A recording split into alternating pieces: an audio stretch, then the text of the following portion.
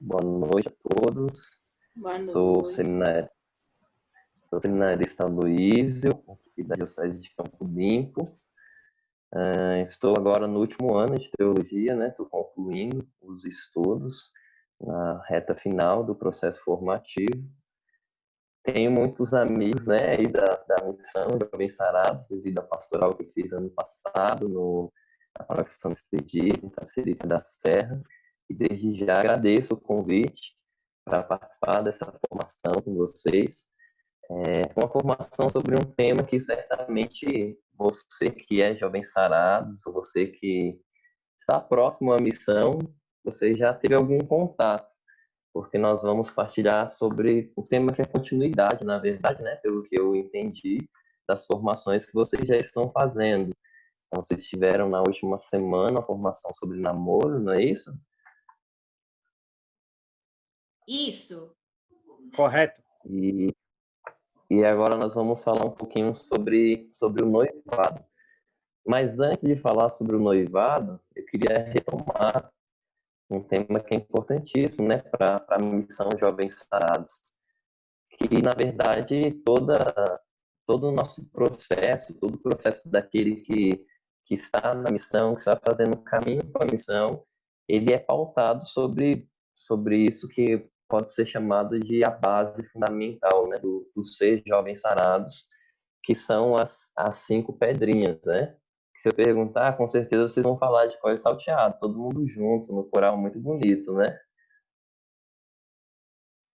Opa! Isso, Eucaristia. Da bala. Vamos lá, gente. Confissão. Palavra, jejum, confissão. São as 5 pedrinhas, né? E para falarmos de noivado, primeiro nós vamos voltar a isso, né? Porque o noivado ele vai depender também dessas 5 pedrinhas. Só que de um modo, de um formato um pouco diferente, talvez, que já foi iniciado, não é de tudo uma novidade, mas que agora vai ser dado um passo mais sério, um passo rumo a um processo definitivo, um processo que é definido por o nosso papemétrio, Bento XVI, como resumidamente, Bento XVI resume o noivado como a união da razão, da vontade e do sentimento.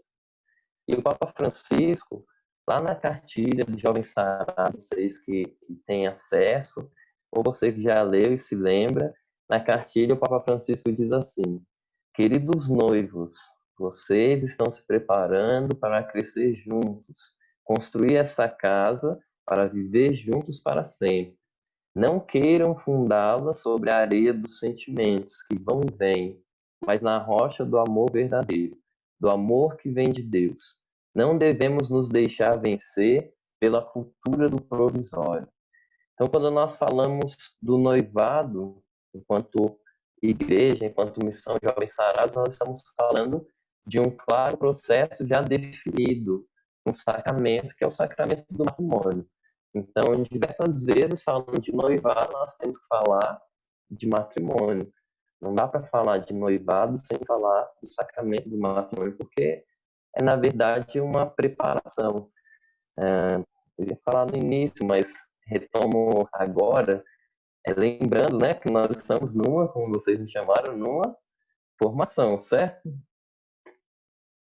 E uma formação, né, é um pouco diferente de uma pregação, de um retiro, porque numa formação a gente acaba tendo que pegar alguns conceitos, algumas bases que a princípio podem parecer um pouco mais pesadas, mas que nos ajudam a discernir bem, a compreender bem, não aquilo que nós pensamos, mas principalmente aquilo que a igreja nos ensina.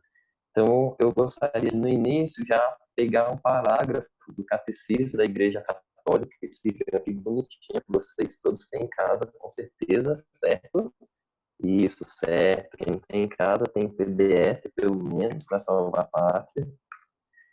E lá no Catecismo da Igreja Católica, quando se fala do sacramento do matrimônio, se fala em um momento sobre o noivado, lá no parágrafo 1632, e diz assim: para que o sim dos esposos seja um ato livre e responsável, e para que a aliança matrimonial tenha bases humanas e cristãs sólidas e duráveis, a preparação para o casamento é de primeira importância.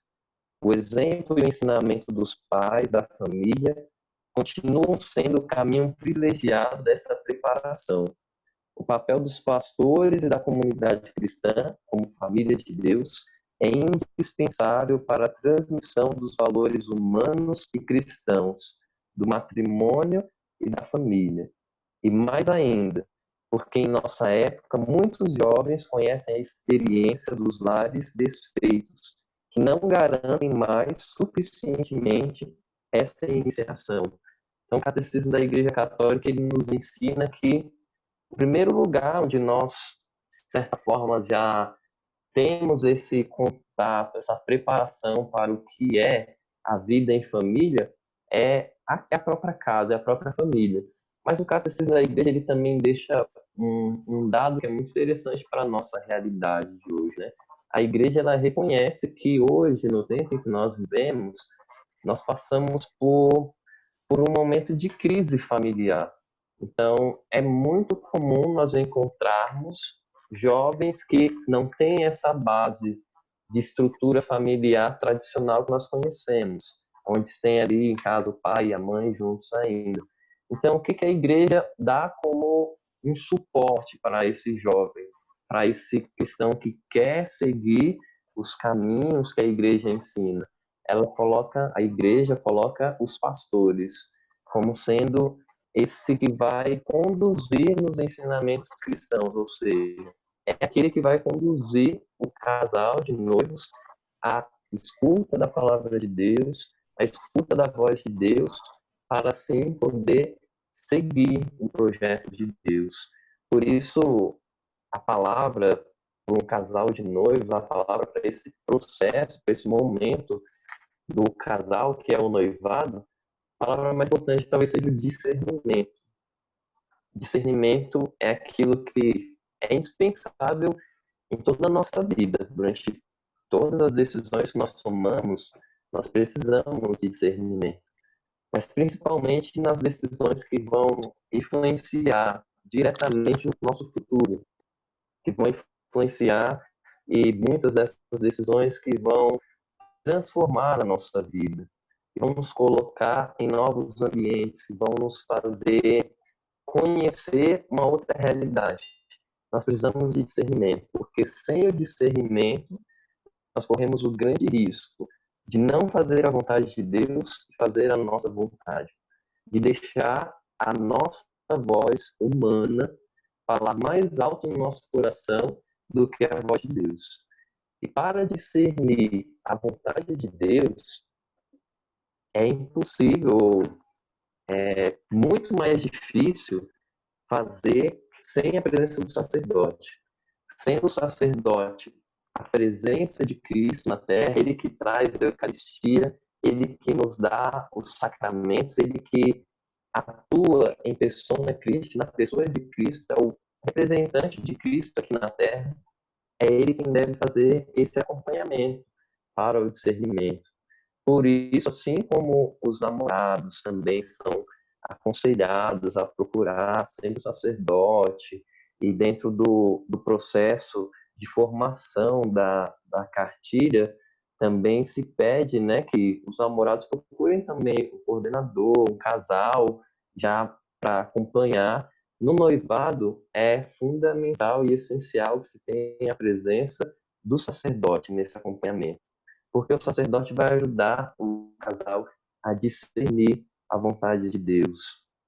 E discernir a vontade de Deus não é simplesmente comunicar ao padre, né? Porque às vezes a gente pensa que ter um acompanhamento, ter um discernimento é falar assim, padre, eu tô namorando num mês, aí depois no outro mês, padre, eu tô noivo.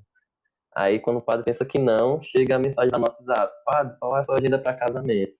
Isso não é discernimento, isso é comunicação, né? A pessoa está comunicando as situações para o padre. Discernimento e acompanhamento. Assim como nós fazemos ou deveríamos fazer uma direção espiritual, um acompanhamento com o sacerdote, os noivos devem também fazer esse acompanhamento com o sacerdote. Devem também deixar o sacerdote esclarecer aquilo que Deus quer para eles. Por isso, sem discernimento, a gente nem pode pensar em noivado.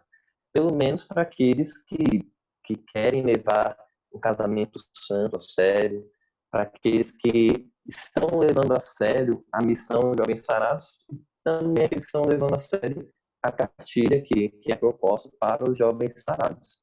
Então, o primeiro ponto que eu gostaria de destacar é o discernimento.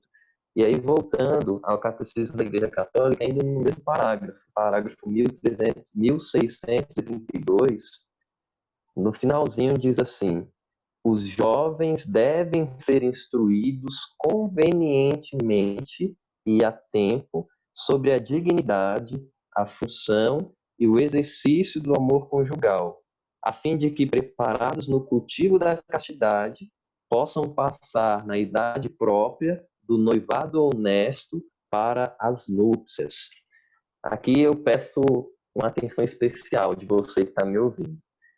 A igreja, ela diz assim que você, jovem, você tem direito de receber um ensinamento, de ser instruído sobre a importância do casamento, do noivado.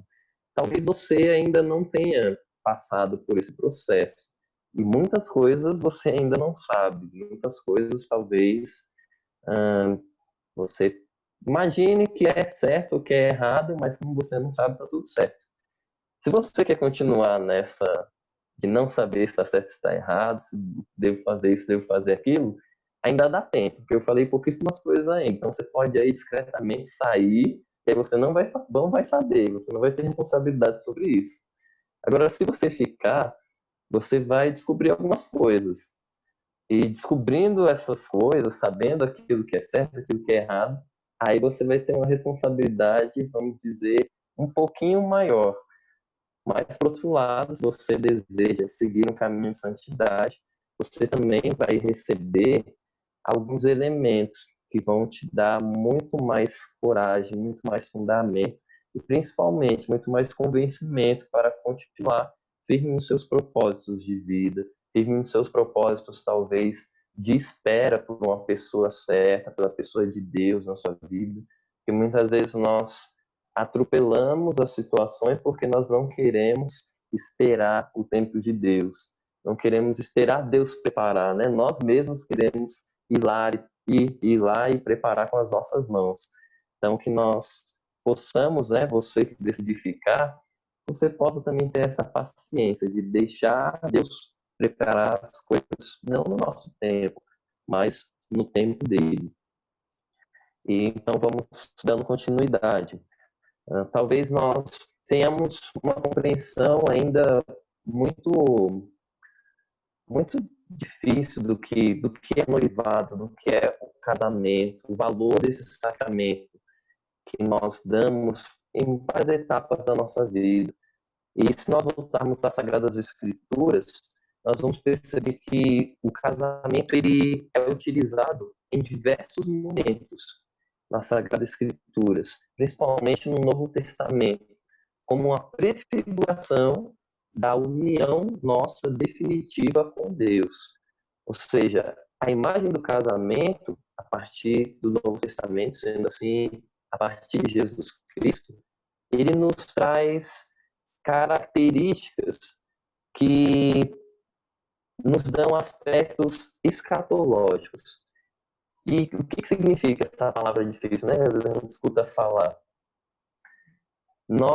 Muitas vezes, nós ouvimos falar dessa palavra e não sabemos o que significa, mas escatologia nada mais, nada menos é do que as coisas que vão acontecer, a espera das coisas futuras. Então, tudo aquilo que acontece após a morte é chamado de escatologia. Então, por que o matrimônio recebe esses aspectos escatológicos? Porque a partir da compreensão do matrimônio enquanto união de Deus com o seu povo que é dado no Antigo Testamento, O Antigo Testamento que traz a concepção de matrimônio dentro do conceito de aliança, a aliança com Deus e com o seu povo, mostrando assim o amor que Deus tem com o seu povo, que nada pode o quebrar, nem a infidelidade do povo pode quebrar a aliança com Deus. Sendo assim, o matrimônio carrega esse caráter também de indissolubilidade. Então, esse caráter escatológico, ele traz elementos da união em que Jesus veio trazer à Terra e ele que volta aos céus para preparar as núpcias eternas. E nós vamos encontrar nas Sagradas Escrituras diversos momentos em que o matrimônio ele é tratado como elementos onde vão ser colocados sinais do reino de Deus. Não é por acaso que lá no Evangelho de São João, no capítulo 2, o primeiro milagre que Jesus realiza, alguém lembra onde que é? Boda de Caná, na Galileia. Boda de Caná na Galileia. E tem um elemento que muitas vezes nós deixamos passar, assim, nós simplesmente pulamos como se fosse só mais um dado, mas que ele já mostra que o casamento não é qualquer coisa nas Sagradas Escrituras, que Deus ele olha para o casamento de uma forma diferente. Lá no capítulo 2, no versículo 1, começa dizendo assim: no terceiro dia, Jesus foi ao casamento, tal, tal. Por que está lá no terceiro dia? Porque o terceiro dia é o dia da ressurreição. É o dia em que Jesus ressuscitou dos mortos. Lembra do elemento da escatologia que eu falava no início?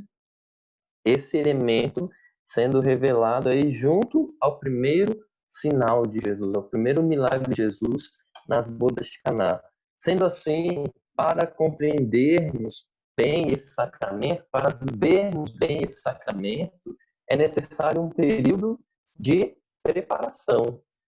Mas uma preparação já num estágio, vamos dizer que mais avançado. Quando se inicia o namoro, você não inicia o namoro já certo que você vai casar. Você inicia um namoro, não inicia um namoro, né? Porque de acordo com a cartilha, com a formação que vocês tiveram na semana passada, o jovem Sarados, ele inicia primeiro um caminho de namoro. Depois ele inicia um namoro.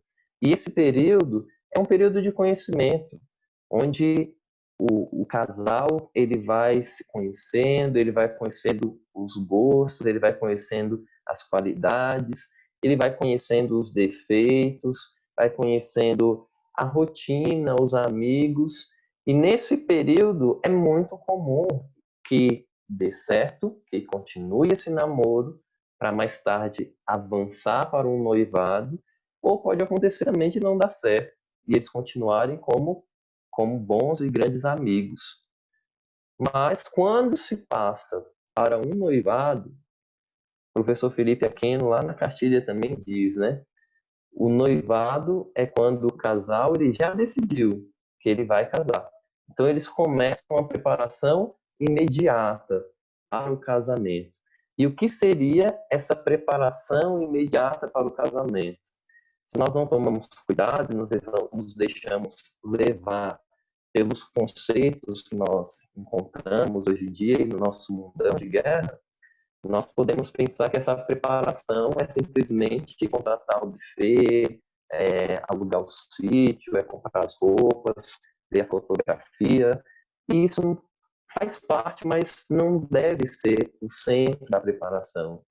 O que seria o centro da preparação para esse casal de noivos? Primeiro, o comprometimento e a responsabilidade de saber que você já tem uma pessoa preparada por Deus, que você já escolheu essa pessoa preparada por Deus, e vocês precisam crescer. Crescer em que sentido? Primeiramente, crescer enquanto espiritualidade. Crescer na espiritualidade de casal. Crescer no convívio, sobretudo no convívio da oração. Como é importante noivos que rezam juntos. E rezar juntos não quer dizer somente ir na missa juntos, né? Não quer dizer somente ir num retiro uma vez por ano juntos. Não quer dizer somente ir para o grupo juntos. Tudo isso faz parte. Mas rezar juntos é também rezar fora dos ambientes comunitários juntos. Quando o casal se encontra, fazer as suas orações juntos. Mas também crescer enquanto conhecimento um do outro. Crescer enquanto planejamento juntos, um com o outro. Porque já é um momento onde você está se aproximando cada vez mais daquela pessoa que você escolheu para ser a pessoa que vai viver ao seu lado o resto da sua vida, para ser aquela pessoa que vai cuidar dos seus filhos, para ser aquela pessoa que vai tornar junto com você e ela vão se tornar uma família, vão constituir uma família. Então, os dois têm esse compromisso de crescer juntos. E tudo na vida do casal vai ser refletido por meio do noivado que eles tiverem. Então, se durante o noivado, que é um período de uma aproximação maior, de um compromisso maior um com o outro, o casal não reza, o casal não conversa, o casal não é amigo, isso demonstra sinais de que aquele casamento ele pode ter algum certo tipo de dificuldade. Mas o noivado é também um momento onde se pode corrigir as coisas. Claro que você não pode, como diz, né? Você não pode ficar dando murro em ponta de faca. Se você percebe que a coisa não vai, você tem que... Por isso que é importante ter a presença do sacerdote. Porque o sacerdote, ele vai ser esse pai espiritual que vai ajudar o casal a discernir o que é excesso de uma parte ou de outra e o que é vontade de Deus. O sacerdote vai ajudar, vai ser aquela pessoa neutra no casal. Diferentemente do que se tivesse um amigo, seja um amigo do noivo ou amigo da noiva, fosse dar algum tipo de conselho, existiria uma grande tendência daquele conselho ele ser puxado para um lado ou para o outro. Já quando os noivos são acompanhados por um sacerdote, ele tem a certeza de que ele vai receber o direcionamento não por conta de que eu sou mais próximo, ela é mais próxima, mas porque aquela é a vontade de Deus. Aquele é o sinal que Deus está dando para eu colocar nos trilhos o meu noivado, para eu colocar nos trilhos a minha vocação. Lembrando que ninguém tem vocação ao noivado, viu, gente? Não fique pedindo a Deus, ai meu Deus, como eu queria noivar. Não, ninguém tem vocação ao noivado.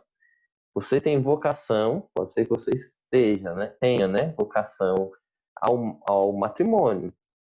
Ao noivado, não. O noivado é uma consequência. É igual eu gosto de brincar com o pessoal, né? Eu não tenho vocação para ser seminarista. Eu tenho vocação para ser sacerdote. O seminário, o ser seminarista é uma consequência dessa vocação. É o período de preparação desse sacramento. Assim como o noivado. O noivado é esse período de preparação do sacramento. E dentro dessa preparação, é necessário também reconhecer que existem coisas que eu preciso dar passos. Existem coisas que eu avanço quando eu vou para um noivado. Porém, eu não posso achar que depois que eu estou noivado, que eu sou noivo, eu já estou casado. Isso não existe. O noivado ainda é um período de preparação, de planejamento, de planejar a sua vida de casal. Isso em todos os sentidos, gente. Em todos os sentidos. Não existe aquele papo, pelo menos para quem é católico, apostólico, romano, cristão, jovens sarados. Não existe aquele papo de, não, mas nós já somos noivos, não tem problema, porque nós vamos se casar, então a gente pode dormir um na casa do outro, a gente pode fazer isso, fazer aquilo. Gente, nada é justificativa para as promiscuidades da carne. Porque senão nós acabamos tornando algo que é sagrado, nós tornamos profano. Nós deixamos de valorizar aquilo que Deus nos concede de sagrado. E como que nós podemos compreender melhor isso? Como nós podemos direcionar melhor essas fases, direcionar melhor esse discernimento do que eu posso, do que eu não posso, do que eu preciso esperar, do que eu não preciso esperar? Nós voltamos lá ao Catecismo da Igreja Católica. Agora, lá no parágrafo 2350. Você anota aí, depois você vai procurar. Lá no seu catecismo, você joga na internet para você ver que o seminarista ele não está mentindo sozinho, tá? Ele está mentindo com a igreja. Brincadeira, gente. Vamos lá então. Parágrafo 2350 diz assim: os noivos são convidados a viver a castidade na continência. Nessa provação, eles verão uma descoberta do respeito mútuo, uma aprendizagem da fidelidade e da esperança de receberem ambos da parte de Deus. Reservarão para o tempo do casamento as manifestações de ternura específicas do amor conjugal. Ajudar-se-ão mutuamente a crescer na castidade. O casal de noivos, eles devem ser aqueles que um ajuda o outro em todos os sentidos e, sobretudo, na busca da santidade. É preciso, portanto, enquanto noivos e noivas, quando chegar nessa fase, eu não perguntei no início, mas agora que estou lembrando, eu vou perguntar. Tem alguém que é noivo aqui? Está aí no grupo? Presente, eu. Tudo bem, Ah, Luísio? legal. Tudo bem, Eu um pouquinho você? atrasada, mas estou aqui. Tá ótimo. Seu noivo está aí? Então, ele entrou aqui, eu acho, mas ele está trabalhando, aí ele está tentando Ah, é o chegar. Vamos Hugo, ver se né? ele chega para aí. Não, tá bom, tá ótimo. Porque Já então já ele deve estar chegando. para vocês vai ficar mais fresquinho na memória, porque vocês já estão nessa fase, né? Mas para aqueles que Verdade, não verdade. estão, não se desesperem, porque vai chegar. Se for essa a sua vocação, pode ser que é outra, né? Mas se for essa, vai chegar. E, enquanto noivos, nós precisamos lembrar, né? Vocês, no caso, que vão ser noivos, os que já são. Esse momento é um momento de conhecer profundamente um ao outro. E quando se diz de conhecer, em todos os sentidos, eu preciso conhecer as qualidades do meu noivo, da minha noiva. Eu preciso conhecer as fragilidades do meu noivo, da minha noiva. Se eu conheço as suas qualidades, eu preciso ajudar para que ela possa desenvolver cada vez mais essas qualidades. Se eu conheço as fragilidades do meu noivo, da minha noiva, eu preciso ajudar para que ele e ela evite o máximo de cometer as suas fragilidades.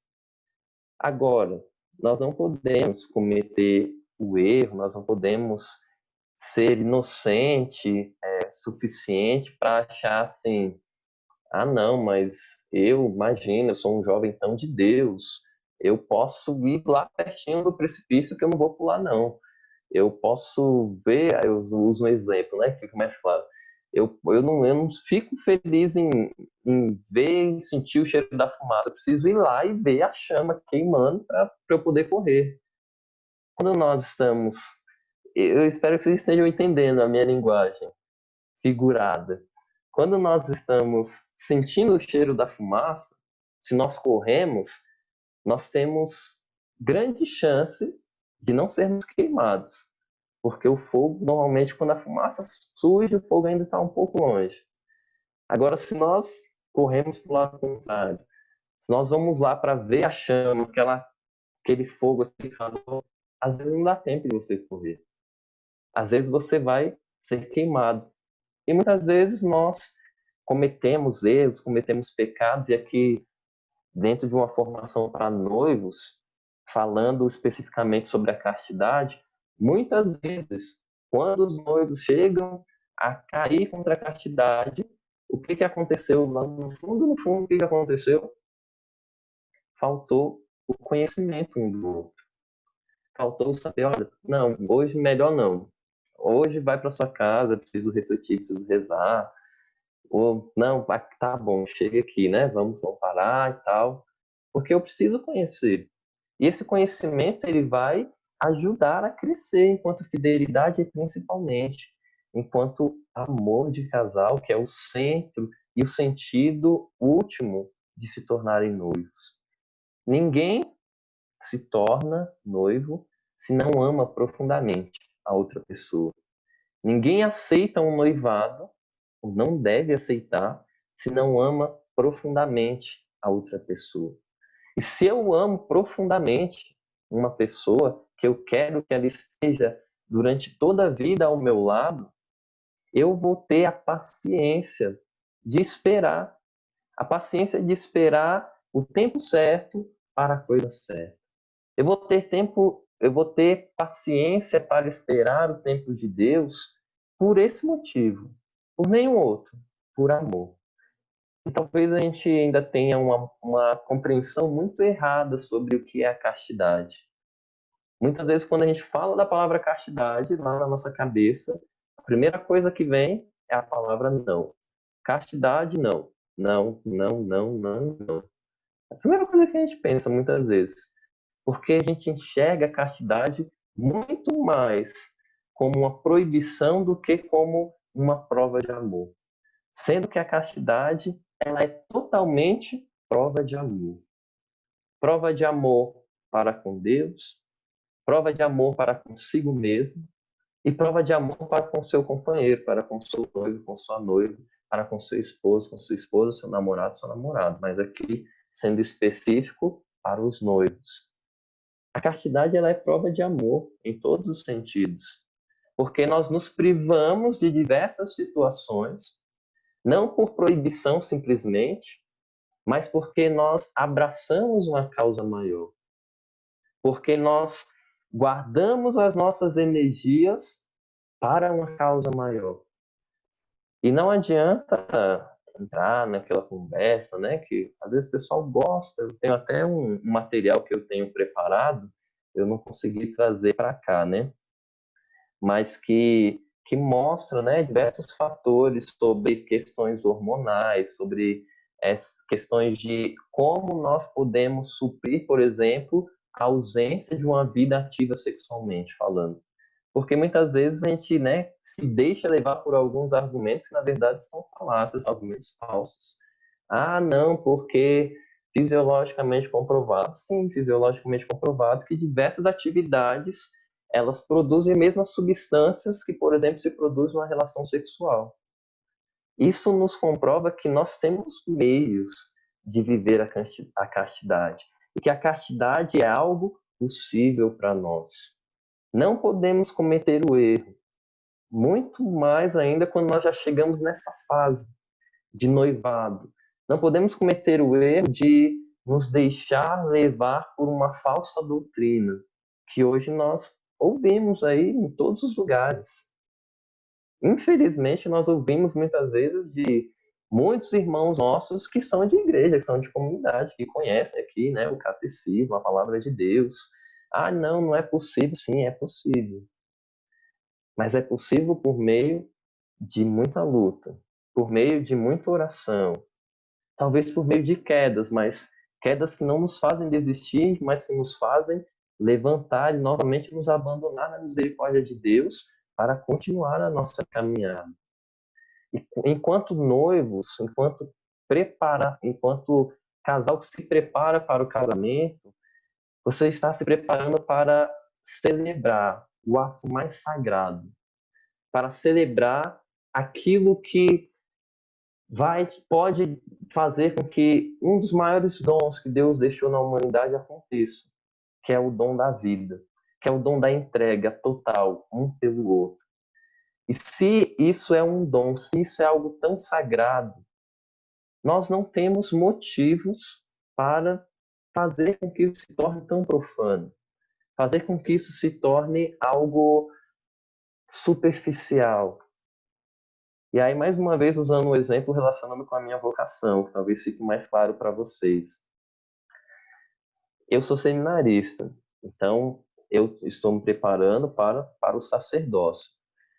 O ato mais sagrado do sacerdote é celebrar a Santa Missa, certo?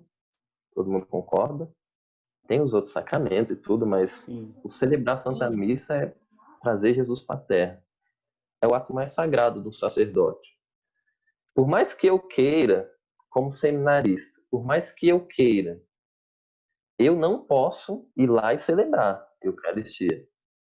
Se eu for lá e eu celebrar, eu falo, não, eu já sei de qual, eu ajudo ali, faz 8 anos que eu ajudo o padre na missa, eu sei de qual a missa. Se eu for lá e celebrar, o que eu vou estar fazendo?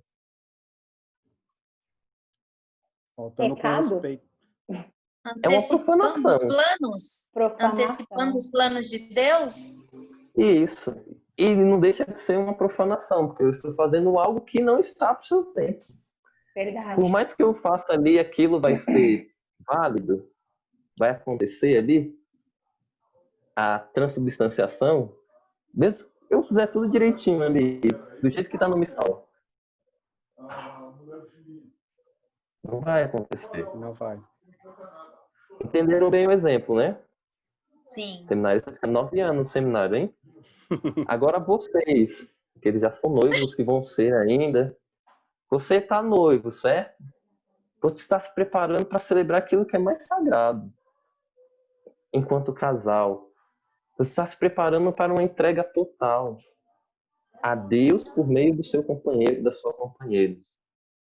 Se você faz isso antes, o que você está fazendo? Profanar. É só o seminarista que profana, então. Profanar. Vai profanar o Engraçado matrimônio. vocês, né?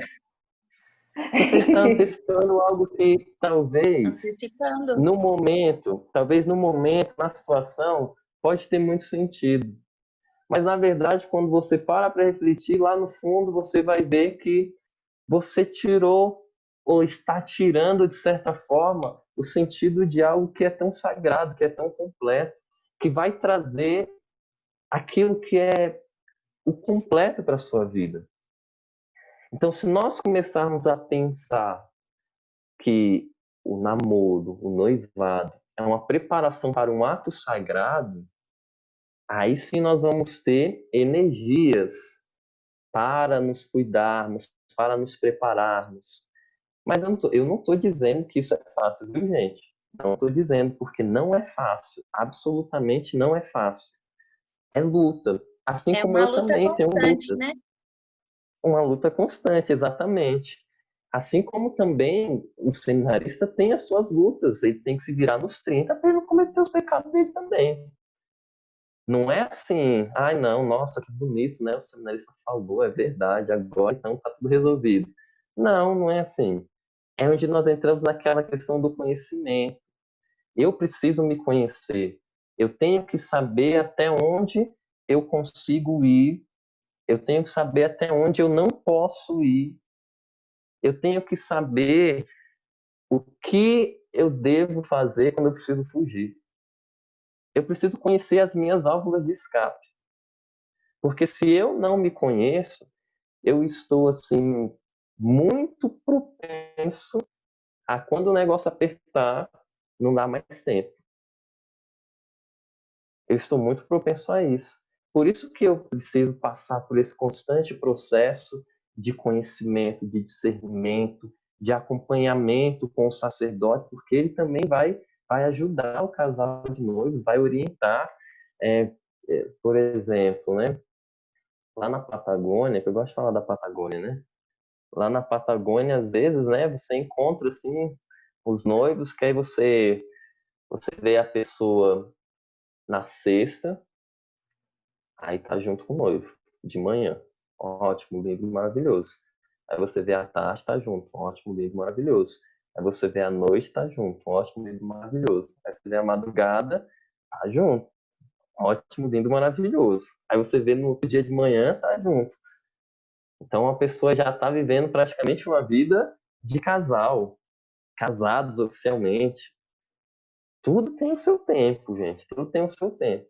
Ah, não, mas vai dormir lá em casa, não tem problema, né? A gente se cuida e tal. Gente, o cuidado eu vou usar o exemplo mais drástico ainda agora, mas esse vai ser bom. O cuidado que os noivos têm que ter, que o casal de namorado tem que ter, é igual ao cuidado do coronavírus. É preventivo o cuidado. Não adianta dizer, ai não, né? É só um abraço. É prevenção, gente. Não existe, não vai existir a vacina, né? Não, eu vou tomar a vacina lá, pronto, agora eu tô casto por excelência. Não, é um processo de prevenção. E quanto mais a gente aprende a se prevenir, e não confunda essa palavra prevenção com outras coisas. Prevenir é evitar ocasiões que podem nos levar a pecar. Certo, gente? Fique bem claro isso, né? Tá gravado. Tá Prevenção enquanto gravando. evitar situações que nos levem a pecar. Porque se nós pensarmos não só nessa dimensão, né, da castidade, também nela, mas pensando em todas as outras dimensões da nossa vida, os nossos pecados normalmente, quando nós paramos para refletir sobre eles, muitos deles poderiam ser evitados. Se a gente tivesse sido um pouquinho mais prudente, se a gente tivesse tomado um pouquinho mais de cuidado, a gente poderia evitar muitos de nossos pecados. E assim também acontece com os nossos pecados em relação à castidade. E falando da castidade, nós entramos também num outro conceito importante, que é a continência. O que é a continência? É a moderação nos gestos, nas palavras, nos atos, é o autodomínio e, principalmente, é o se abster do prazer carnal. É possível você se abster daquilo que você não tem? Sim ou não? Todo mundo responde aí, ou no áudio ou no chat aí. É possível você se abster daquilo que você não tem? Não. Não, porque você não tem. Não. Você só vai se abster daquilo que você tem, por exemplo. Não. Eu não tenho US$ 1 milhão. Eu não posso falar, não, eu estou me abstendo de US$ 1 milhão. Não é que eu não quero, eu estou me abstendo só. Mas está lá na minha conta. Não, não é, eu não tenho, Queria. é diferente. Então é importante a gente entender isso, né? Se abster do prazer carnal é uma decisão. Não é algo que você deixa de ter, não. Não é algo que você deixa de sentir, não. É algo que você decide. E tem uma música, né, que eu esqueci o nome dele, mas ele é da Canção Nova, que chama assim, né, amar é decisão, amor é decisão. É E o quando Ricardo nós Sá. Isso, ele mesmo. Amor é decisão. E eu ousaria plagiar ele, né, que castidade também é decisão. Eu preciso decidir. Mas se eu não acreditar na castidade, aí, aí esquece, aí não vai. Porque acreditando já é difícil.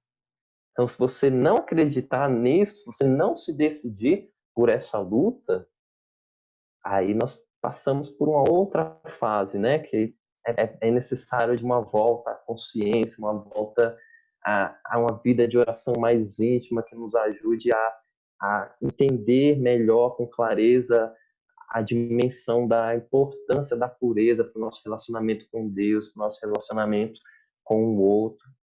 E tudo isso, gente, eu queria falar também para que ninguém se sinta mal, não, viu? Porque tem muitas coisas que, isso eu me coloco no lugar enquanto igreja, né?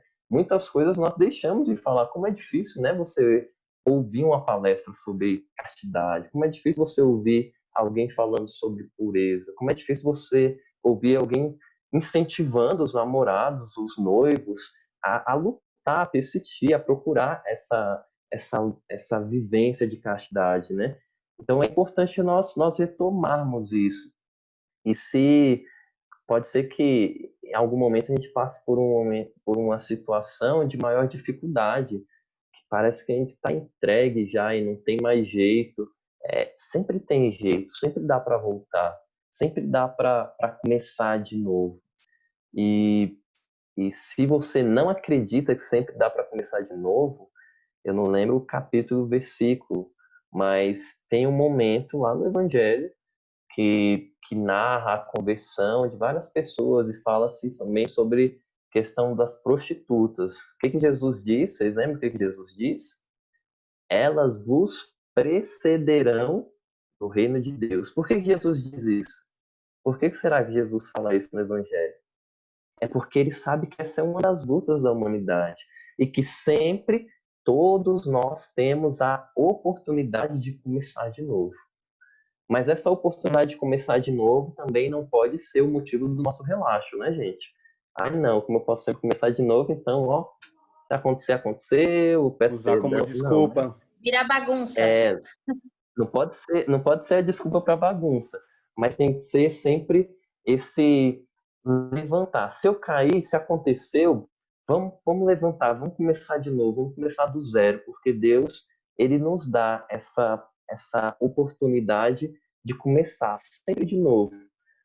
E quando nós começamos de novo em Deus, nós colhemos os frutos. Porque em outro momento Jesus diz, né, que muitas vezes quando a árvore não está dando fruto, o que tem que fazer com ela? Tem que podar, tem que cortar alguns galhos para ela poder gerar frutos novamente.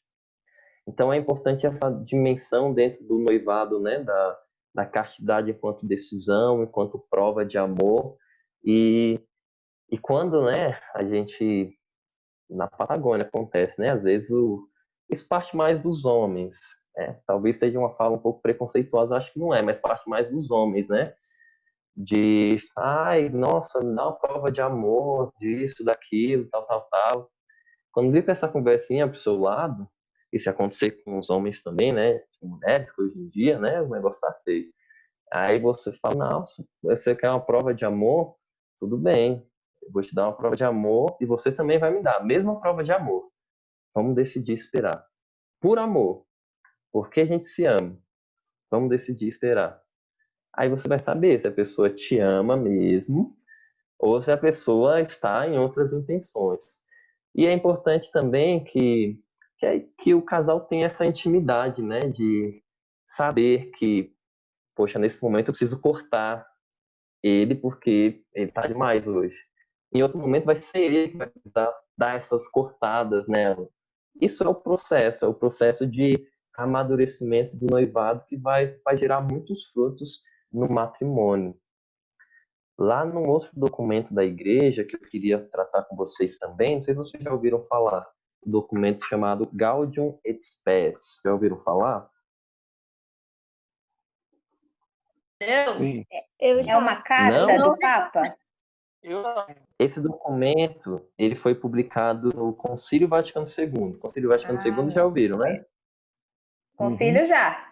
Sim. O Concílio Vaticano II, Concílio Vaticano II, um resumaço assim do concílio. Faz tempo já que aconteceu. É a última grande renovação e atualização que aconteceu no magistério, nos documentos da igreja, das formas de agir, de ação da igreja, acontecem sempre concílios, né? Já aconteceram 21 concílios na história da igreja.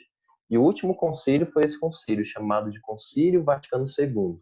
Ele aconteceu entre 1962 a 1965. E dentro desses 3 anos de concílio, muitos documentos foram publicados. E o documento que é considerado um dos documentos mais importantes é esse documento, Gaudium et Spes, que fala sobre a igreja no mundo de hoje. E nele nós encontramos lá no parágrafo 49 uma parte que se fala sobre o amor conjugal, ou seja, o amor do casal, e diz assim: a palavra de Deus convida repetidas vezes os noivos a alimentar e robustecer o seu noivado com um amor casto, e os esposos a sua união com um amor indiviso. O que é um amor indiviso? É um amor que não se divide, é um amor completo, é um amor integral. E também muitos dos nossos contemporâneos têm em grande apreço o verdadeiro amor entre marido e mulher, manifestado de diversas maneiras, de acordo com os honestos costumes dos povos e dos tempos. Esse amor dado, que é eminentemente humano, pois vai da pessoa a pessoa, com um afeto voluntário, compreende o bem de toda a pessoa e, por conseguinte, pode conferir especial dignidade às manifestações do corpo e do espírito, enobrecendo-as como elementos e sinais peculiares do amor conjugal. E o Senhor dignou-se sanar, aperfeiçoar e elevar este amor com um dom especial de graça e caridade, unindo o humano e o divino. Esse amor leva os esposos ao livre e recíproco dom de si mesmo, que se manifesta com a ternura do afeto e com as obras e penetra toda a sua vida, e aperfeiçoa-se e aumenta pela sua própria generosidade e atuação.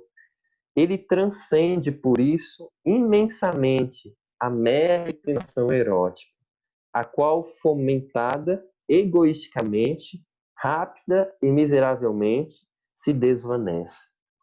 Então aqui está dizendo o quê?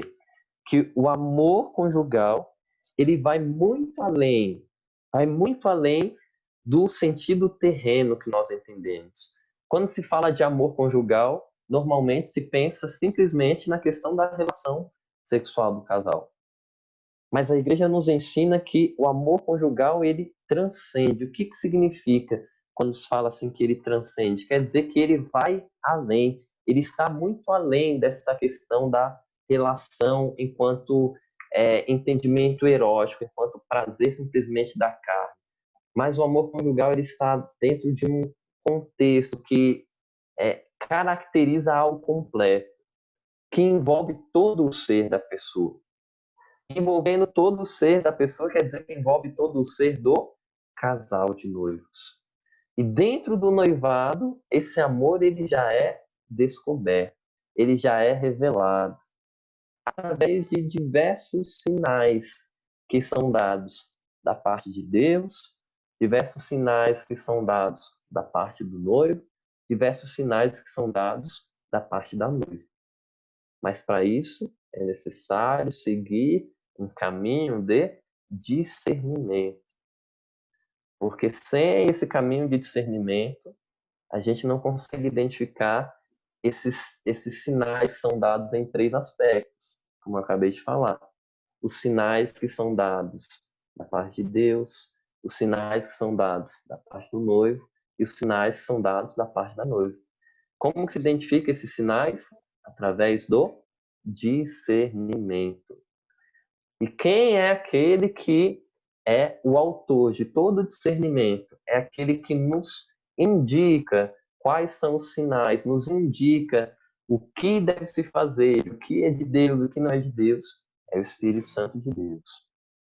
Só através da oração nós conseguimos intimidade com o Espírito Santo de Deus para, vamos dizer que, é um termo não é muito bom, mas é o que está na minha cabeça agora, né? Para filtrar o discernimento. Porque é necessário filtrar o discernimento. Porque, às vezes, a gente tem alguma coisa, tem algum elemento na nossa cabeça, alguma situação que acontece, que é difícil saber do que se trata aquele sinal.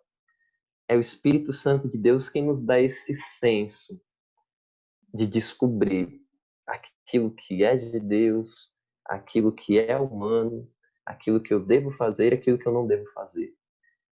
Tem coisas, não sei se vocês já passaram por isso, eu acredito que sim. Tem coisas que ninguém falou pra gente, ninguém explicou pra gente, ninguém desenhou pra gente. Mas a gente tinha lá no fundo que não era naquela rua da direita, era da esquerda. E aí você foi e deu certo. E às vezes você não foi mesmo sabendo que lá no fundo e deu errado. Muitas vezes Deus estava gritando ali, né, com o seu espírito e a gente não estava conseguindo filtrar. Que talvez a nossa vida de oração ela caminhava um pouco distante de Deus, caminhava um pouco distante daquilo que é necessário para termos um verdadeiro discernimento. Então, nós devemos entender o noivado sempre em vista do casamento, sempre em vista desse sacramento de serviço. E dentro da preparação para esse sacramento de serviço, que é o matrimônio, dentro do noivado, é importante algumas conversas um pouco mais específicas, conversas que tratem do futuro, dos projetos que os dois têm, enquanto pessoalmente falando, por exemplo, vou dar um exemplo, pode ser que os noivos, nenhum dos dois tenham nenhuma faculdade. Estou usando um exemplo, mas isso em todos os sentidos. Aí eu tenho dentro dos meus planos, projetos de vida, eu tenho o plano de fazer uma faculdade lá nos Estados Unidos. Aí o outro fala, não, eu não penso nem em estudar mais. Então são coisas que vão ajudar a discernir. Porque quando nós começamos a falar de futuro, quando nós começamos a falar de projetos, se as coisas caminham muito assim, um para o lado, outro para o outro, assim, desesperadamente longe um do outro, a chance de dar algum problema lá na frente é muito grande. Porque um vai precisar ceder muita coisa para o outro. E pode ser que dê certo, pode ser assim. Mas é bom já ir se acostumando com a ideia desde cedo, desde o noivado, que é onde ainda se tem tempo para mudar de ideia, se for necessário. É necessário planejamento enquanto estrutura. O que o casal pensa em conquistar juntos? Quais vão ser os planos do casal juntos? Uma coisa muito básica, assim, mas se não é tratado no noivado, se não é conversado, pode trazer problemas grandes futuramente. Às vezes o noivo ele tem os planos de ter 2 filhos ou 3. Às vezes a noiva ela quer ter nenhum ou 10. Então percebe que são coisas simples, mas que vão refletir lá na frente na vida de casal. Então esse planejamento é um planejamento enquanto presente, enquanto dia de hoje, sim, se preparar enquanto espiritualidade, enquanto conhecimento, mas é um planejamento também em vista do futuro. O que nós vamos fazer quando nós completarmos 25 anos de casados? Onde nós queremos estar? Quantos filhos nós queremos ter? Claro, sempre aberto àquilo que Deus tem preparado para o casal. Mas qual vai ser o nosso planejamento? Quando a gente for velhinhos, 70 anos de casados, a gente vai ficar aqui mesmo, nessa loucura de São Paulo, a gente vai para o interior, o que a gente pensa em fazer?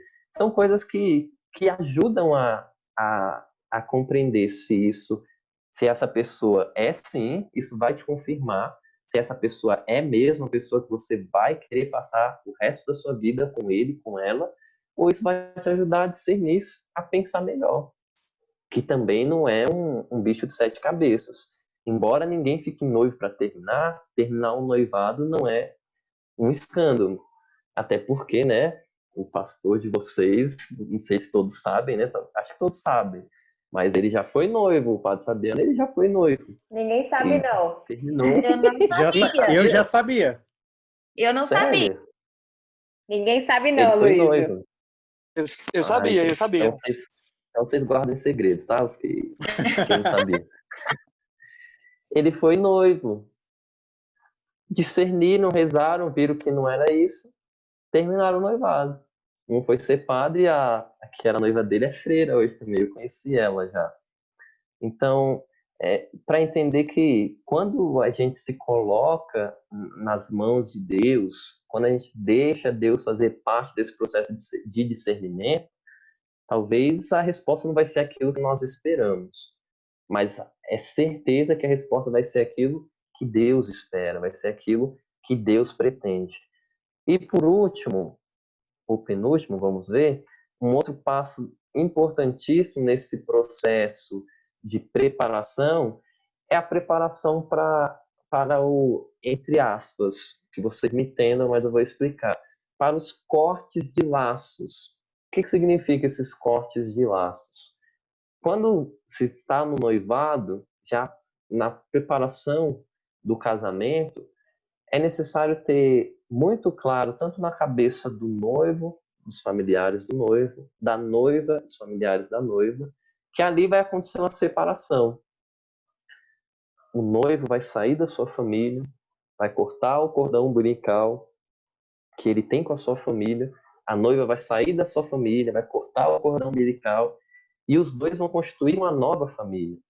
Que sim, sempre vão ter o apoio da família do noivo, da noiva, sempre vão carregar influências daquilo que cresceram, daquilo que foram educados, mas porém são uma família nova, que em alguns momentos vão ter decisões que não cabem o palpite da mãe, da sogra, do sogro, do cunhado, da cunhada. Então é necessário ter também já em mente, se preparar a família para esse, entre aspas, rompimento. Quando a gente fala de cordão umbilical, é um exemplo que não tá na cartilha também, né? Que não tá ali por acaso. Porque se nós voltarmos e compreendermos o sentido disso, talvez pareça muito forte, né? Falar assim, eu tenho que cortar o cordão umbilical com a minha família quando eu for me casar. Então, durante o noivado, eu já tenho que fazer esse processo. Parece algo muito forte. Mas se nós pensarmos, quando é cortado o cordão umbilical da criança ali com a sua mãe, isso não quer dizer que o filho não vai ter nenhum tipo de contato com a mãe. Não quer dizer que o filho nunca mais vai ver a mãe. Não quer dizer que é uma separação total do filho com a mãe, não. Quer dizer simplesmente que é uma outra fase. O filho, o bebê, era alimentado através daquele cordão. A partir daquele momento, ele vai ser alimentado de outra forma. Dentro do noivado, você tinha um tipo de relação familiar. Depois que você sai da sua casa para constituir a sua família, você vai ter um outro tipo de relação. Mas isso não quer dizer que essa relação vai acabar. Mas dentro do processo de noivado e de preparação, deve ser levado em consideração também tudo isso. Porque senão, sabe o que pode acontecer com o casal jovem, recém-casado? Todo dia, vamos supor que o casal mora longe da família, tanto do noivo quanto da noiva. Aí vai dar para todo dia o noivo, a noiva ir lá na casa da mãe, sentar no sofá, ficar lá sossegado, fazendo o que quer. É possível isso acontecer?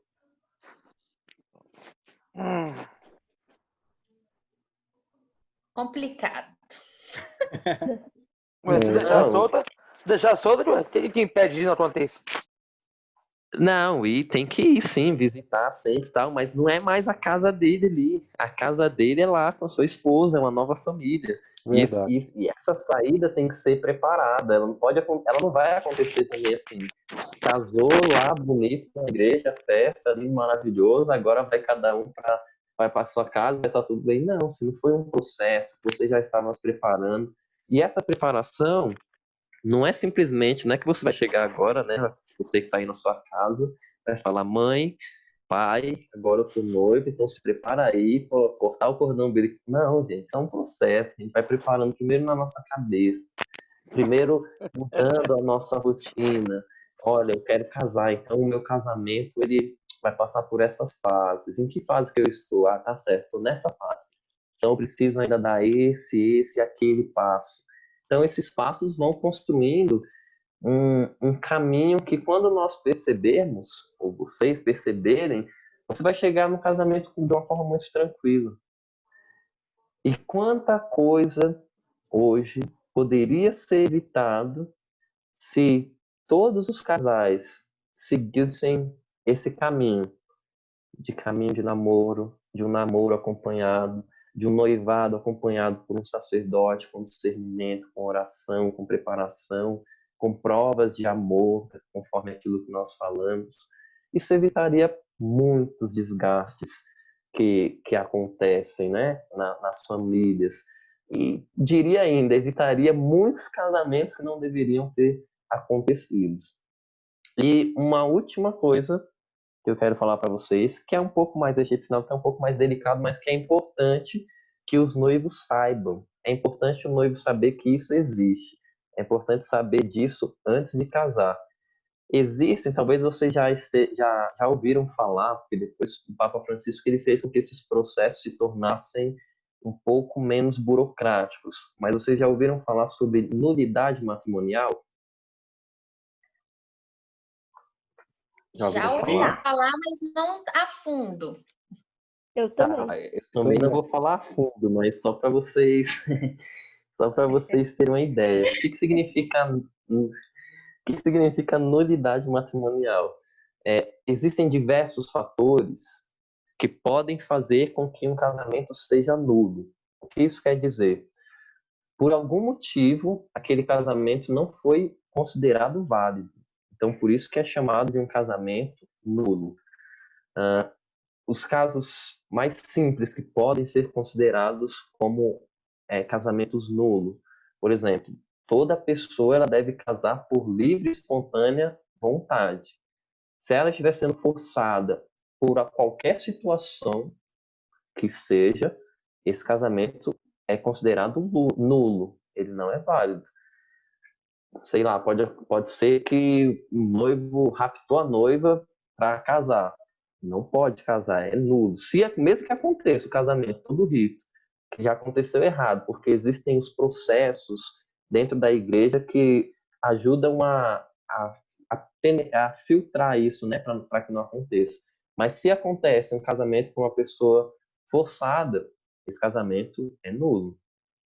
Se acontece, por exemplo, a pessoa era uma pessoa, era de um jeito, agia de uma forma, aquele cuidado todo, tal. Casou no outro dia, a pessoa transformou, é outra pessoa, era claramente era uma máscara que a pessoa usava. Isso faz com que o casamento se torne um casamento nulo. Algumas situações anteriores que foram omitidas, por exemplo, por uma ou outra parte. Isso é importante, né? Questões foram omitidas, ou seja, que foi mentido, a outra parte não sabia em relação à esterilidade. A pessoa é estéril, ela não pode ter filhos. Se o outro sabe e aceitou, tudo bem, tudo certo, não tem problema algum. Se o outro não sabe, descobriu depois, pode ser um caso de nulidade. Então, percebe como o processo de noivado ele é um processo de conhecimento profundo. Aí tem as outras causas que são assim. Mas se nenhum dos dois souber. Se nenhum dos dois souber, aí não. Por exemplo, a pessoa não sabe. Quando você faz um noivado acompanhado, em algum momento, dentro desse acompanhamento, vai ser pedido. A igreja recomenda que se faça uma série de exames antes do casamento, para que comprove todas essas questões, né? Que a pessoa pode ter alguma doença. Não que isso não impede o casamento, vocês estão entendendo, né? A questão é a omissão. Por exemplo, eu sei que eu tenho a situação, mas eu vou omitir, eu não vou falar, eu vou falar só depois. Isso pode ser uma das causas de nulidade. Então aqui tem um livro que é muito simples. Vocês podem até comprar, se vocês quiserem depois, ou até pesquisando na internet vocês acham, que aparecem os principais capítulos de nulidade. A gente poderia dar uma formação sobre isso depois, né? Mas eu vou mostrar aqui para vocês. O nome desse livro chama assim, Casamentos Nulos. Como encaminhar um caso de nulidade matrimonial ao Tribunal Eclesiástico. É um livro simples, pequenininho, tipo, R$8 em qualquer livraria.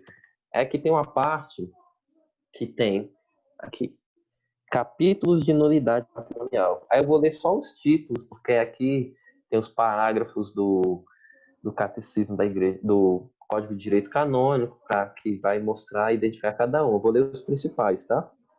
Então, por exemplo, consanguinidade, relação parentesco legal. Por exemplo, na igreja nunca vão poder casar dois irmãos. Isso não pode dentro da igreja. É um casamento nulo. Idade, esterilidade, impotência, ordem sacra. Ordem sacra, o que é? Se o cidadão é padre, você não pode casar com padre, né? Se votos religiosos, também não pode, casamento é nulo. Rapto, condição, erro na pessoa, erro nas propriedades, incapacidade, medo, que é uma questão importante também, né? Às vezes a pessoa foi... Pode falar. Uma pergunta. Depois que a pessoa se torna padre, vamos supor, ela quer deixar de ser padre porque ela conheceu uma pessoa. Isso tem essa possibilidade? Tem, mas aí ela vai passar por um processo que chama o processo de... como que se diz, gente? Antigamente se chamava redução ao estado laical. É perda do estado clerical, que chama.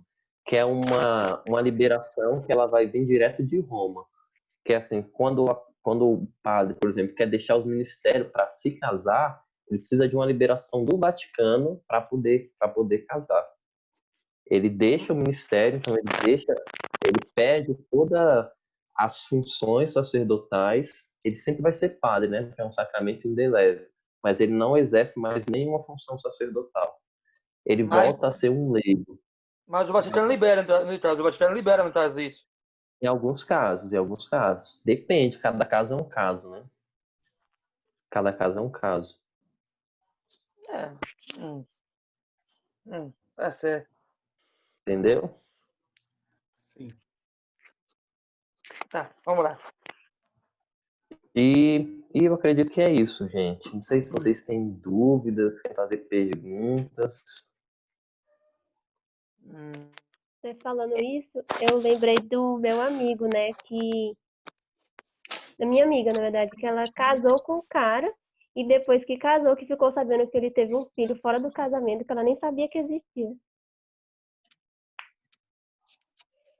Aí, nesse caso, essas... anula, né? Aí vai correr o processo, né? Vai correr todo um processo. Porque, assim, o processo de nulidade, ele não é simples assim, né?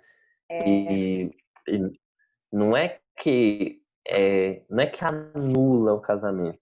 É considerado que aquele casamento, na verdade, ele não existiu, porque faltaram alguns fatores para que aquele casamento pudesse ter sido reconhecido. Então, quando se considera um casamento nulo, o erro, na verdade, foi lá atrás, não está aqui no agora. O erro está sempre para trás. Então, por isso que é sempre necessário ter um acompanhamento de um sacerdote e dos noivos conhecerem profundamente um ao outro, a realidade um do outro, para evitar que venha a acontecer a família, a história, é tudo Sim. parte esse processo de preparação, ele é para tudo isso, porque é dentro do noivado que, e aí, por exemplo, alguns elementos vão identificando, né? Você imagina você noivo de uma pessoa, mas essa pessoa nunca te levou na casa para conhecer os familiares, nunca te levou numa festa familiar, você não tem acesso à família, à história daquela pessoa. Isso deixaria, no mínimo, com a pulguinha. E, Aloysio, e assim, o noivado, ele é onde tudo fica intenso, né? É quando você tá conhecendo a família do outro, é quando você tá conhecendo a família da outra pessoa. Então, ali você já consegue discernir muita coisa, né?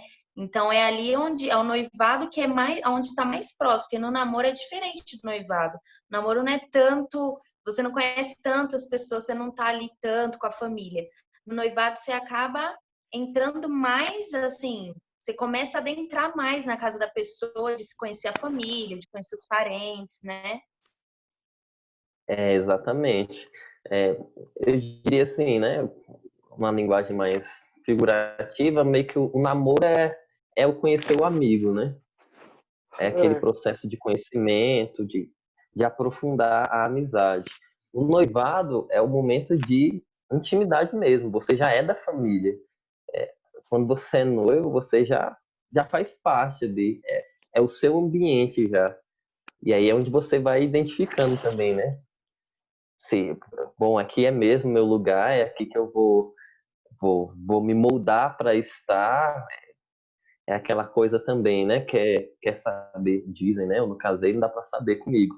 Mas dizem que é comprovado isso. Quer saber como o esposo vai tratar, ver como ele trata a mãe, né? A família, as coisas em casa. Porque lá na frente vai refletir, de certa forma. Às vezes acontece no meio do caminho algumas mudanças, né? Algumas situações da vida que fazem a pessoa mudar. E a gente tem que acreditar sempre nisso. Porém, a gente não pode ser cego também, né? Para muitas situações. E da mesma forma, o marido também, né? O marido também deve identificar na noiva situações que, poxa, mas será que eu vou. Para mim vai ser tranquilo tudo isso? Eu vou conseguir? Eu vou dar um exemplo para você, gente, prático, assim, né? Isso é questão de personalidades. Pode acontecer tanto com o homem quanto com a mulher. Existem pessoas que falam um pouco mais, existem pessoas que falam um pouco menos. Existem pessoas que falam menos e gostam de ouvir mais. Existem pessoas que falam mais e gostam de ouvir menos. Dificilmente uma pessoa que gosta de ouvir pouco vai dar certo com uma pessoa que gosta de falar muito. Dificilmente. Porque a personalidade ela também ajuda nisso, né? Também vai ajudar nesse processo de, eu acho que não no noivado, mas ainda no namoro, a personalidade é também aquilo que vai encantando uma pessoa na outra, né? Porque a princípio, num olhar mundano, a gente diria que é só a beleza que atrai, né? Talvez seja o primeiro contato. Mas no fundo, ninguém namora com alguém pela beleza, simplesmente. De jeito. Noivado principalmente. Ninguém fica noivo pela beleza. Você fica noivo com alguém, você tem um namoro sério com alguém porque a pessoa te encantou de outras formas. A beleza talvez seja a consequência, mas não é o determinante, né, nesse processo. O conhecimento da personalidade é muito mais profundo, mais intenso e é o que faz as tomadas de decisões acontecerem. E dentro da nossa, do nosso contexto, da nossa dinâmica de fé, nós colocamos também a fé, né? A oração é onde nós conseguimos identificar, né, todas as situações. Ô, Aloysio, infelizmente, eu, assim, é quase uma pergunta também.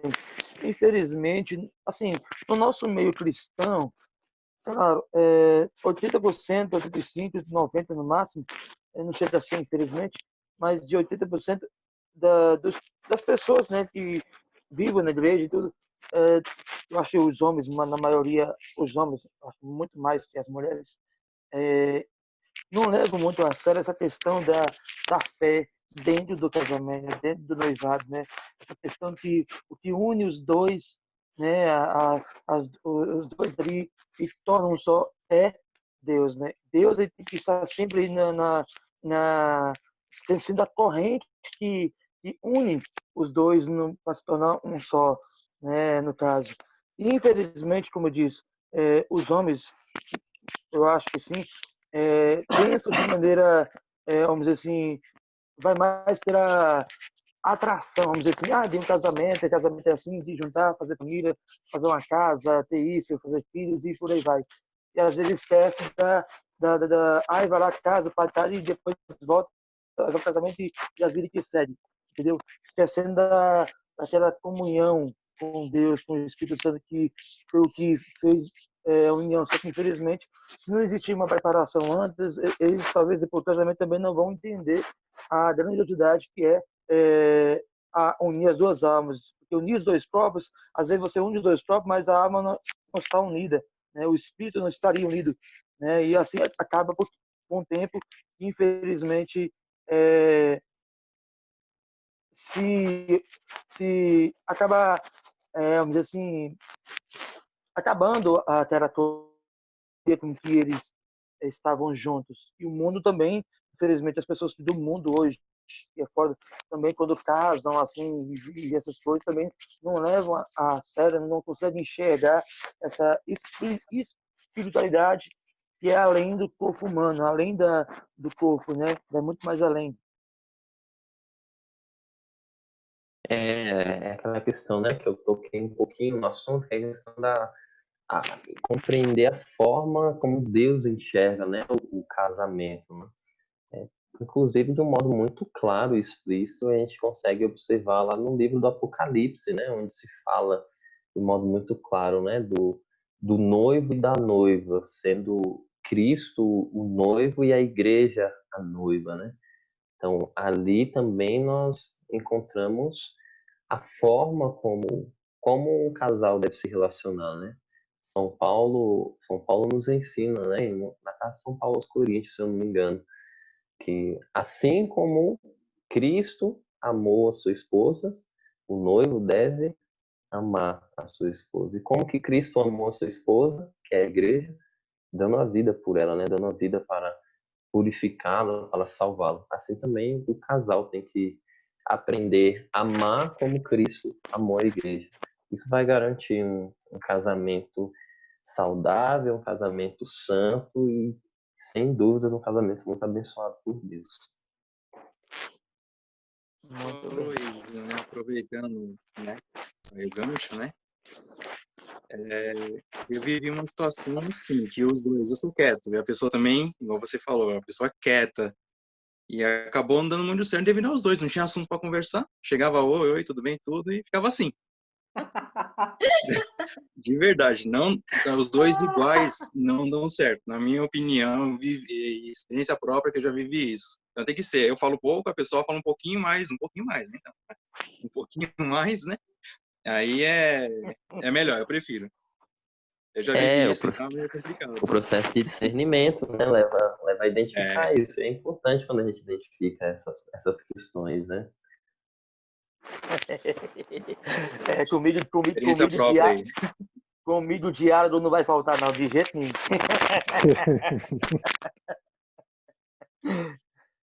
Mas é exatamente isso que o Aloysio trouxe, que é assim, o noivado é esse período de amadurecimento do casal, para ver se vai dar certo ou não. Porque não é, como o Aloysio trouxe, não é vergonhoso no noivado falar, não vai dar certo, vamos encerrar por aqui. Isso acontece até com o nosso padre, por exemplo, padre Fabiano. Porque hoje, muitas vezes, acontece o pessoal casar e depois de casar que eles vão conhecer um ao outro, de aprofundar o relacionamento, entender um ao outro. E por isso que muitas vezes hoje o casamento você vê que tem muitos problemas, tem muitas crises no casamento, muitas pessoas querendo se divorciar, querer pedir a nulidade porque não chegou a conhecer o outro, ou quando era necessário o rompimento, não teve a coragem de romper, falar não, tô vendo que não vai dar certo por esse motivo, o pessoal não teve a maturidade de falar, não é o momento, então encerrou por aqui. É interessante isso aí, interessante. Claro. Não, eu queria só colocar assim que eu gostei muito de pensar que muitos problemas futuros poderiam ter sido evitados se um namoro, um noivado bem acompanhado e bem discernido, sabe? Porque hoje a gente vê, né? Vira até reportagem, o tanto de casal que divorcia e papapá. Então, assim, cara, nós somos chamados a remar contra toda essa maré, né? Eu acho que o Jovens Sarados é uma proposta para vir de encontro para remar contra toda essa maré, a levantar famílias santas, a levantar casamentos santos. E para isso toda essa proposta, né? Para isso todo esse processo, para isso tudo esse tempo tão importante, assim, para mim, essa partilha da Luísa serviu para abrir a minha mente para o quanto é importante e profundo o tempo do noivado, né? Eu não tinha essa dimensão, assim, nessa profundidade, porque, de fato, a gente vai estar evitando muitas outras coisas lá na frente, cara. Eu fico, tipo, e vai passando na minha mente, assim, pessoas que a gente conhece, conhecidos, até mesmo dentro da nossa família a gente consegue identificar, né? Então, assim, talvez essas diferenças, toda essa falta de conhecimento, mano, se a gente tivesse vivido, se essa pessoa, pensa, o quanto que, resgatando um pouquinho do que o Adriano falou uma vez pra gente, né? O quanto que nós somos privilegiados de estar aqui nos Jovens Sarados. Porque olha o que está sendo te apresentado, olha o que está sendo me apresentado. Algo que para muitas pessoas não foi apresentado, e por isso elas padecem muitas coisas, muito sérias consequências. Mas nós estamos tendo essa oportunidade, sabe? É um cuidado de Deus com as nossas almas também, para que a gente seja feliz né, na nossa vocação, seja lá qual for. Então, assim, para mim, realmente me abriu muito esse leque, né? Do quanto que esse discernimento, quanto essa preparação, esse conhecimento, esse tempo vai ser importante para os frutos que a gente vai colher lá na frente, sabe? Por uma vida toda. Ô, Aloysio,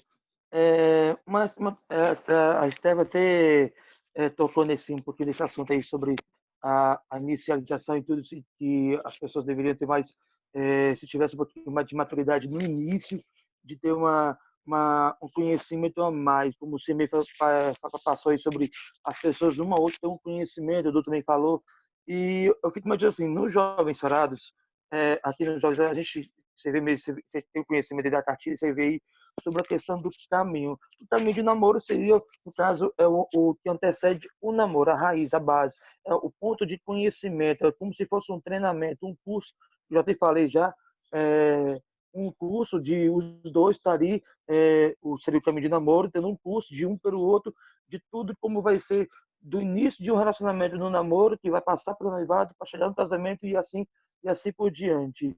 É um conhecimento que os dois vão ter uma construção na hora, como se fosse você chegar numa empresa e você for os dois selecionar para poder fazer um curso de como construir um produto, um material e como esse material vai funcionar e você que vai guiar esse material, ou construir um barco e por aí vai. E os dois aí vão ser juntamente, claro, com Deus, ele que vai ser o capitão do barco, mas antes tem que construir um barco firme. Só que para construir esse barco tem que conhecer os materiais, conhecer como se vai construir, e os dois marinheiros que vão guiar com o capitão tem que estar antes fazendo um curso. E esse curso seria o quê?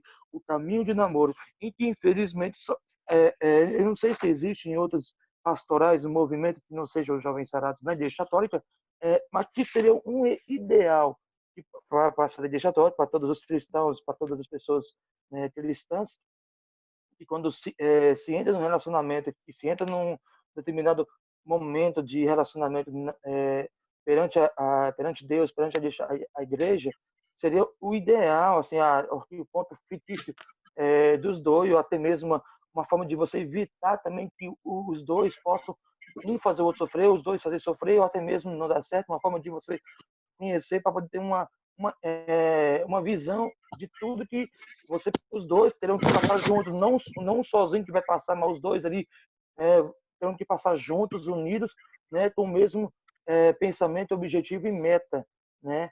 Então acredito que o jovem tem graças a Deus, tem essa inserção, né, essa inicialidade, essa proposta, né, que deveria também, acredito eu, não sei se isso é possível, a Igreja Católica deveria também impor isso também para os seus futuros, vamos dizer assim, as suas futuras famílias, os noivos, casados, quando acredito que os padres que deveriam fazer isso, no caso, quando um noivo, um namorado for buscar primeiro aquela coisa de caminho de namoro, né? Antes do namoro, uma forma de você conhecer, fazer um curso, um treinamento, uma coisa, e você entender o que é um namoro, o que é um noivo, o que vai vir depois do namoro. Porque as pessoas quando namoram hoje, infelizmente no mundo de hoje, na nossa atualidade, os jovens quando namoram, parece que é só namorar. Ninguém pensa no noivado, ninguém pensa no casamento. A questão é só aí como tirar um status, colocar no status que está namorando, é o status de namoro, está namorando e atração física e por aí vai, né? Então é uma forma de conhecimento. Assim, eu acredito, conta você aí se eu estou errado ou não.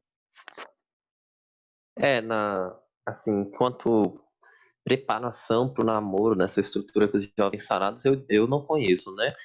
Claro que a gente, às vezes, deixa a desejar um pouquinho lá nas fases da catequese, por exemplo, né?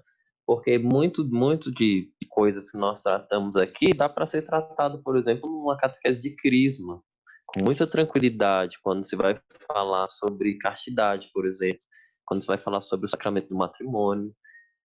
Muitos elementos que a gente trabalhou podem ser trabalhados, né? Claro, talvez adequar um pouquinho mais a linguagem, né? De um modo um pouquinho mais leve, tudo, né?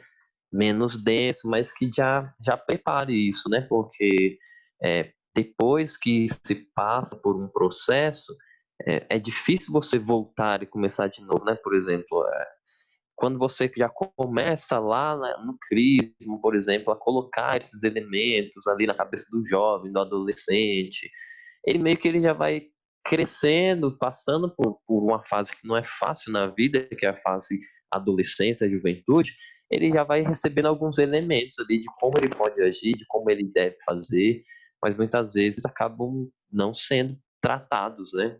São temas que em muitas situações ainda são tidos como meio que tabus, vamos dizer assim, né? Ainda se pensa muito, por exemplo, eu não posso falar de namoro no crisma, sendo que eu sei que 90% dos jovens que estão no crisma namoram. Então, às vezes, a gente não pode fechar os olhos para situações que estão batendo na porta, né? E nisso, sim, a igreja talvez precise, eu não diria que reinventar, não, porque tudo isso são coisas que, por exemplo, o documento que eu li para vocês é de 1965, que fala de uma coisa que é atual nossa.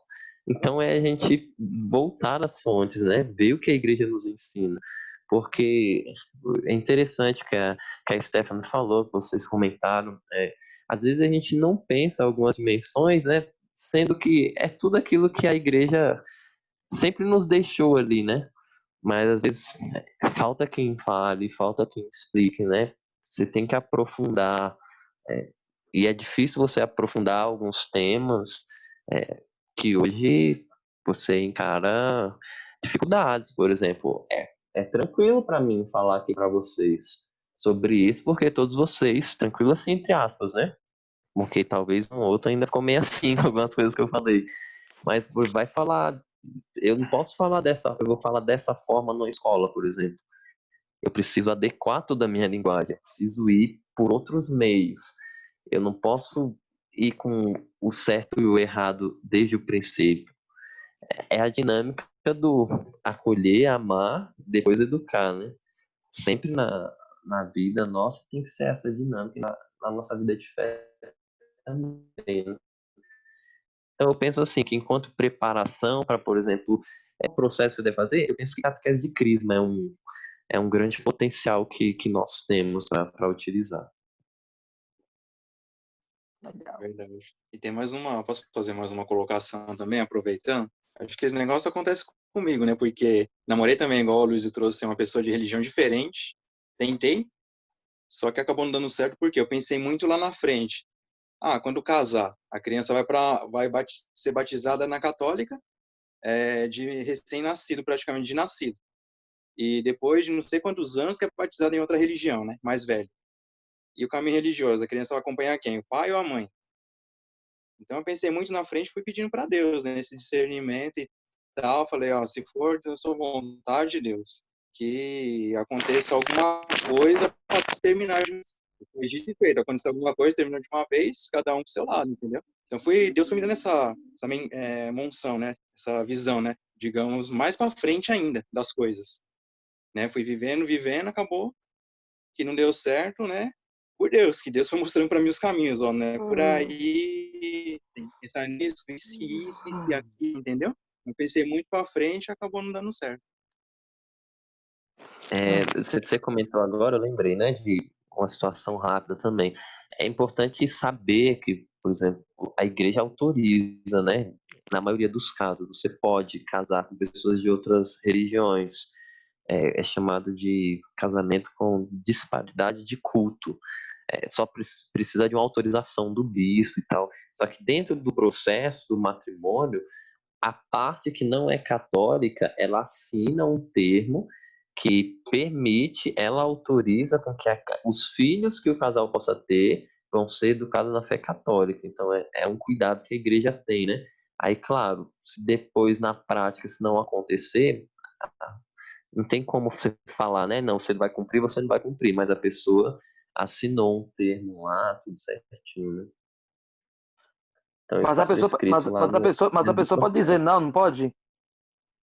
Então, aí se a pessoa dizer não, aí é naquele processo do discernimento, né? Pode ser eu tô noivo, se a pessoa ela não vai respeitar sequer as minhas convicções de fé, de religião, será que é mesmo essa pessoa que eu tenho que estar ao lado o resto da vida, ao lado dela? Então isso vai ajudar no Ah, discernimento, né? Aí vai entendeu? ser Mas aí aí vai não, vir do outro lado. não, mas se a pessoa não assinar, aí não acontece casamento, não. A pessoa precisa autorizar. Ah, é? Interessante.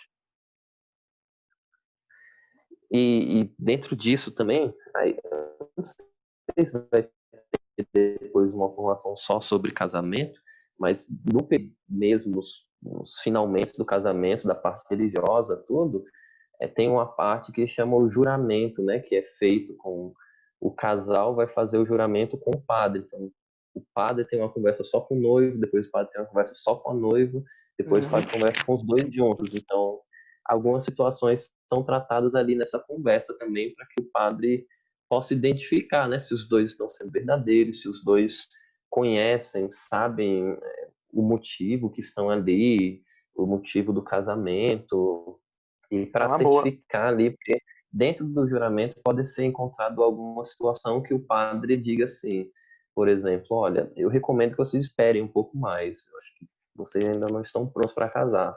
Então isso pode acontecer, né? E no Muito bom. juramento o padre ele pode identificar algum elemento de nulidade matrimonial. Então se ele identifica ali também, o casamento não acontece. Interessante, muito bom.